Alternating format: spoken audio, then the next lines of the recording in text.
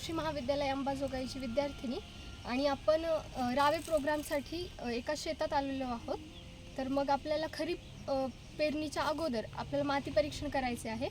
त्यासाठी मग आपण पाऊस पडण्याच्या अगोदर इथे माती गोळा करण्यासाठी आलेलो आहोत। तर चला आपण माती परीक्षणासाठी माती गोळा करूया।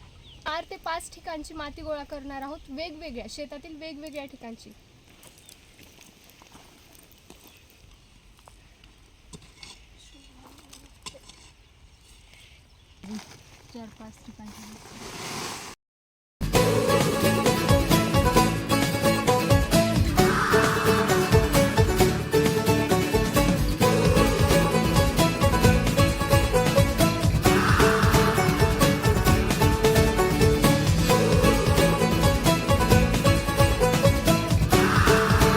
आता ही माती आपण 4 भागांमध्ये विभाग केलेली आहेत आणि मग आता यातले 2 भाग आपण सेपरेट करायचे आणि 2 भाग एकत्र करायचे।